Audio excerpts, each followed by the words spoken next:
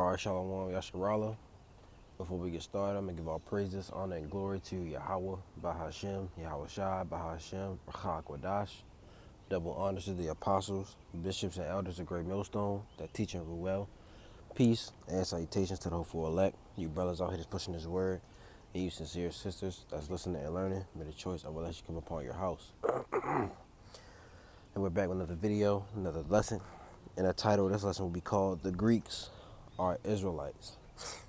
All right, the Greeks are Israelites. And what I mean by that is when you see the word Greek, when they say like neither Jew nor Greek, that's speaking of Israelites, not the nation of the Greeks. All right, because the Greeks were Edomites.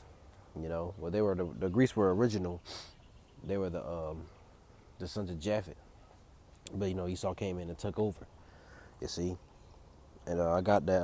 I got this from a comment board off the Apostles Apostles Live Street Ministry.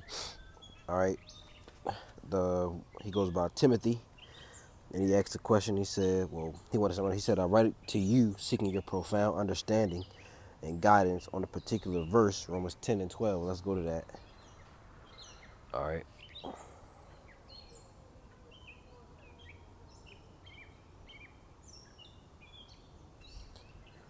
Romans chapter 10, verse 12.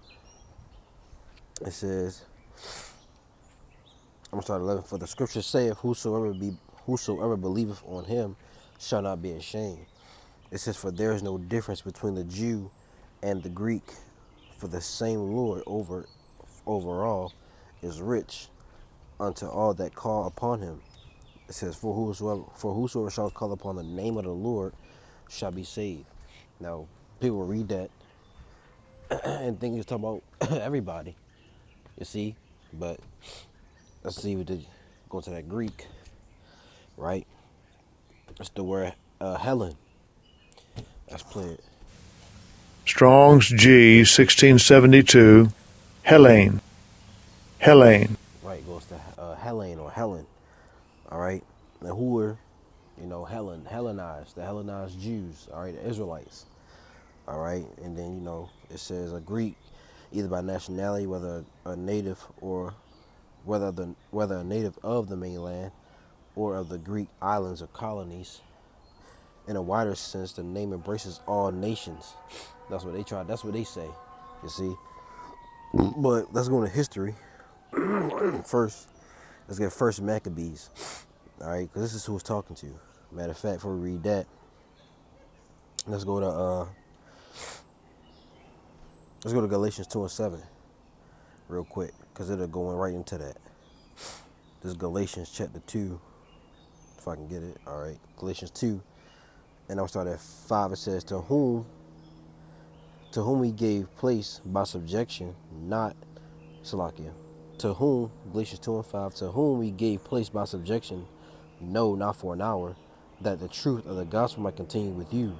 But of these who seem to be somewhat, whatsoever they were, it maketh no matter to me. The Heavenly Father accepteth no man's persons. For they who seem to be somewhat in conference added nothing to me. But contrariwise, when they saw that the Salakia. Verse 7, but contrariwise, when they saw that the gospel of the uncircumcision was committed unto me, as the gospel of the circumcision was unto Peter. For he wrought effectually in Peter to the apostleship of the circumcision. The same was mighty in me toward the Gentiles. So who is talking about? Let's go to this word circumcision. Right? It's the Greek word perit. Let's play it. Strong's G 4061, Peritame. Peritame. Peritame. Right? It says circumcised. This definition A, it says the act or rite of circumcision. Day of the circumcision is a term used of the Jews. You see, so that's who the circumcision is. All right, and they put the rest of it in Christians gathered from among Jews. All right, they put that in there. All right, but it's speaking of the Jews. You see, And who's the uncircumcision? Well, Paul said it, the Gentiles, right? It says it says a Gentile, which is the Israelite for is an Israelite who doesn't know he's an Israelite. You see? So now let's go to First Maccabees. We got that. All right. This is First Maccabees 1. We're gonna read down to 15. And it says, and it happened after that, Alexander, son of Philip, the Macedonian, who came out of the land of Kittim, had smitten Darius, king of the Persians and Medes, that he reigned in his stead the first over Greece. Now, Alexander the Great was a Edomite because his father was an Edomite. You see, you could do research on that, right? It says, verse 2, and made many wars and won many strongholds and slew the kings of the earth and went through the ends of the earth and took spoils of many nations, insomuch that the earth was quiet before him, whereupon he was exalted and his heart was lifted up. And he gathered a mighty strong host and ruled over countries and nations and kings, and who became tributaries unto him. And after these things he fell sick and perceived that he should die. Verse 6, wherefore he called his servants, such as were honorable, and had been brought up with him from his youth, and parted his kingdom among them while he was yet alive. So Alexander reigned 12 years and then died. And his servants bare rule, every one in his place. Now his servants were his four generals. All right, Ptolemy, all right, Seleucus, Cassander, and I hate saying his name because I never can pronounce it right, but Lysimachus, I believe, right? And verse 9 it says, and after his death, they all put crowns on themselves. So did their sons after them many years, and evils were multiplied in the earth. So this is, the start of the um the Greek Empire, you see, which is who the Edomites, right? Verse 10, and there came out of them a wicked root, Antiochus, surname Epiphanes, son of Antiochus the king, or Antiochus, who had been a hostage at Rome, and he reigned in the 137th year of the kingdom of the Greeks. In those days, this is the point, all right. In those days, in those days went there out of Israel wicked men, who persuaded many, saying, let us go and make a covenant with the heathen that are round about us. For since we departed from them, we have had much sorrow. So this device pleased them well. Then certain of the people were so forward herein that they went to the king, who gave them license to do after the ordinances of the heathen. Whereupon they built a place of exercise at Jerusalem according to the customs of the heathen, and made themselves uncircumcised, and forsook the holy covenant, and joined themselves to the heathen, and were sold to do mischief. How they become uncircumcised? They forsook the law of the Lord. You see, they forsook the Lord's ways, they forsook his law, and they started following the ways of the heathen. You see? Now let's jump down. All right, the first 48. I'll start at 41. It says, First Maccabees 1 and 41. It says, moreover, King Antiochus wrote to his whole kingdom that all should be one people.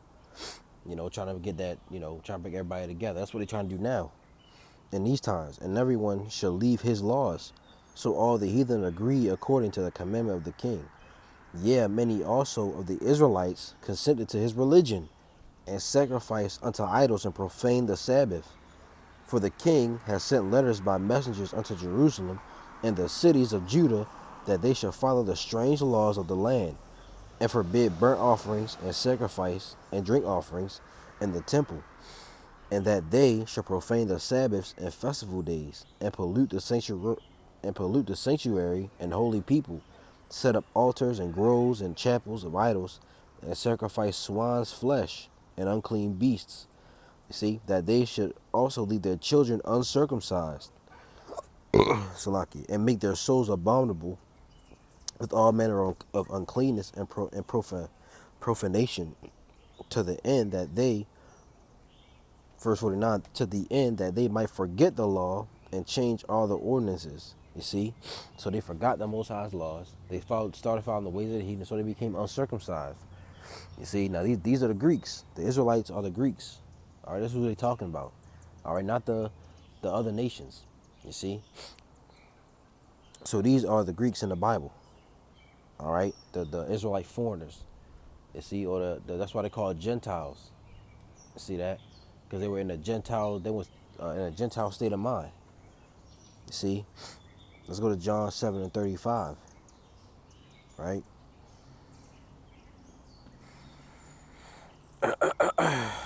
John 7 chapter 35. John chapter 7:35. It says what? Then said the Jews among themselves, whither will he go, that we shall not find him? Will he go unto the dispersed among the Gentiles and teach the Gentiles? Now who's that dispersed? See? Give it a minute. All right. Dispersed. Right? Dispersed among the Gentiles. You see? And it go back to what? Hellene. The Hellenized is what? Israelites. Salakia. Let's go back to that. Dispersed is what? Diaspora. A scattering dispersion. Look at this. Of Israelites dispersed among foreign nations. You see that? That's who it's talking about. You see? Let's see if we can get this in another translation. All right. CSB. It says, then Jews said one to another, where does he intend to go that we won't find him? He doesn't intend to go to it says Jewish people dispersed among the Greeks and teach the Greeks, does he? You see? And LT, the Jewish leaders were puzzled by the statement. Where is he planning to go? They asked. Is he thinking of leaving the country and going to the Jews in other lands? Maybe he will even teach the Greeks. Come on, bro. That's what this is the Greeks who they're talking about. All right. Then said Jews. I'm skip NIV. The Jews said one to another, "Where does this man intend to go that we cannot find him? Will he go where our people? You see that? Will he go where our people live scattered among the Greeks and teach the Greeks?" You see? So this is who it's talking about when you see Greeks, all right, or Gentile. It's talking about Israelites, all right. It's not talking about the other nations. Now, in some, I'm gonna say that in some contexts, the Gentiles are talking about other nations. You see, but most of the time, it's talking about Israelites, all right, not everybody. You see, because the only ones who are gonna be saved are who? Israelites, the elect, right? Let's get this one, Acts 6:1. Acts chapter 6. It says, choosing of the 7. It says, in those days when the number of the disciples were multiplied, there arose a murmuring of the Grecians against the Hebrews, because their widows were neglected in the daily ministration. Now, who are the Grecians? Right? This is Acts during the time of the Romans. Hellenistus. Let's play it. Strong's G 1675. Hellenistes. Hellenistes. Hellenistus. It says a Hellenist. It says one who imitates the manners and customs or the worship of the Greeks and use the Greek tongue, used in the New Testament of Jews born in the foreign lands and speaking Greek. These are the Greeks are talking about. All right, it's not talking about the other nations, not talking about Esau, Edom. All right, it's talking about the other Israelites who are in a heathen mind. Right, Strong's definition: a Hellenist, a Greek-speaking Jew. You see, Timothy's father was a Greek. Titus was a Greek. I think we said that. Let's go back to Galatians. Galatians 2.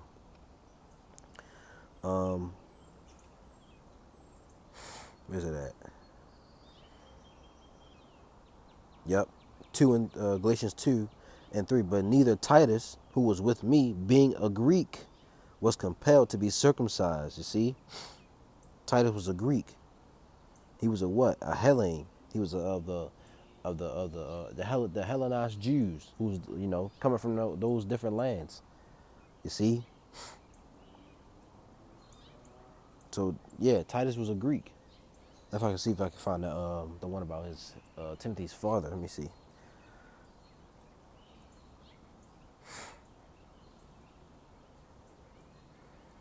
Um, nope. Let me see. Let's do it like this.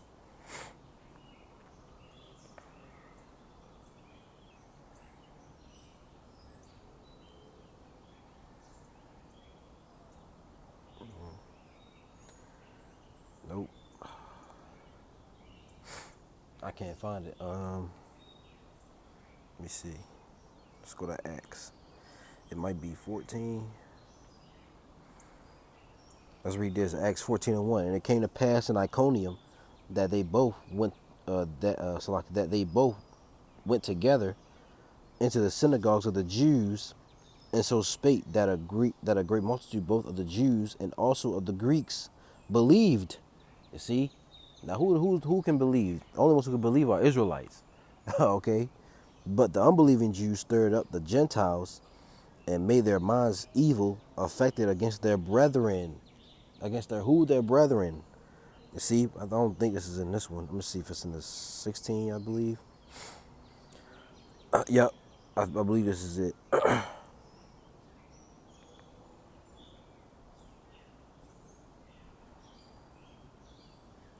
Acts 16:1.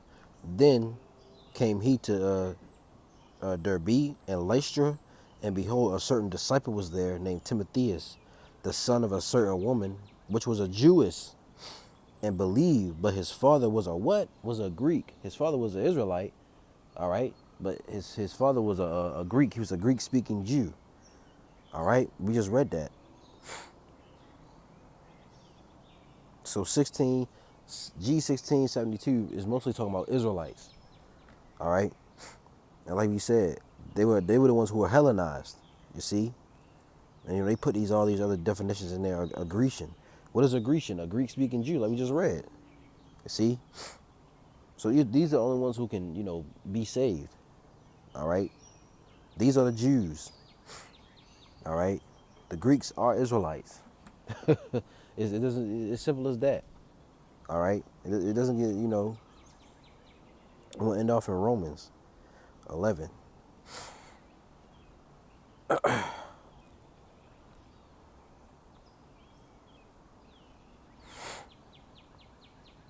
gonna start at I'm reading NLT. Romans 11, and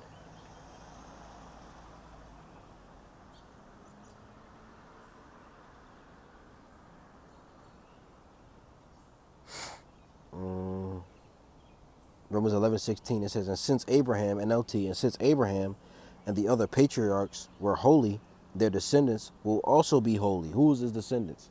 All right, Isaac and Jacob. Abraham, Isaac, and Jacob. All right, just as the entire batch of dough is holy, because the portion is given, because the portion given as an offering is holy.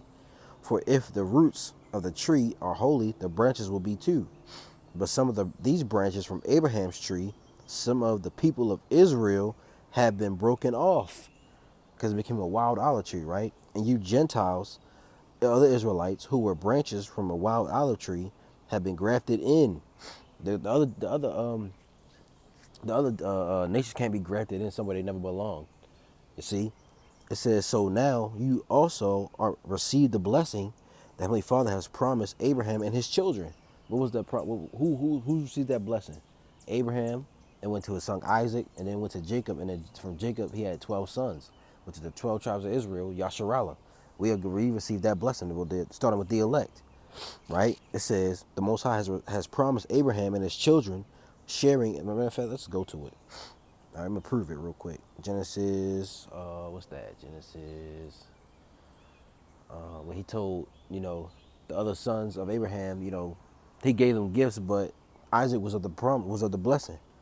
I forgot what that was. Let me see if I can find it real quick. Let me see. Is it this?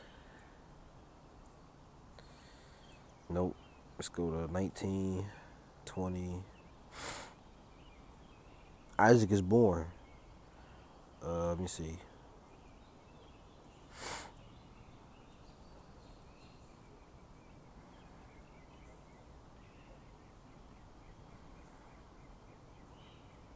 No, it might be.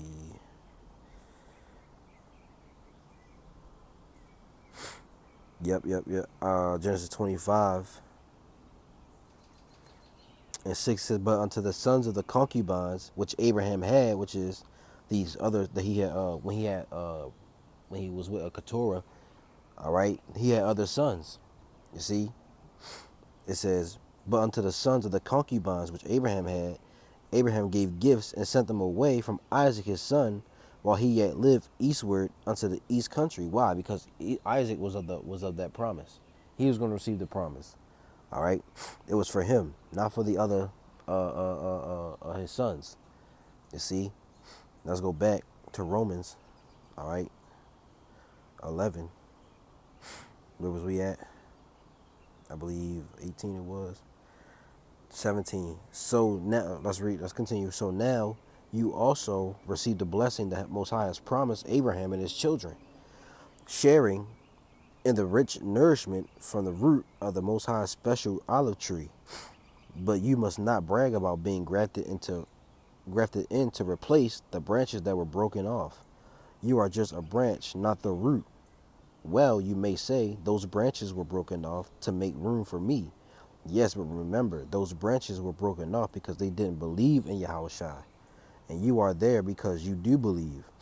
So don't think highly of yourself, but fear what could happen. For if the Most High did not, Salakia, for if the Most High did not spare the original branches, he won't spare you either. Notice how the Most High is both kind and severe. He is severe toward those who disobeyed, but kind to you if you continue to trust in his kindness. But if you stop trusting, you will also be cut off. And if the people of Israel turn from their unbelief, they will be grafted in again. For the Most High has the power to graft them back into the tree. So the other nations can't be grafted into somewhere they never were. All right, only the Israelites can be grafted back into this to this olive tree. All right, to their original to where they belong. It's verse 24. It says, "You by nature were a branch cut from a wild olive tree. So if the Most High was willing to do something contrary to nature by grafting you into his cultivated tree, he will be far more eager to graft the original branches back into the tree where they belong.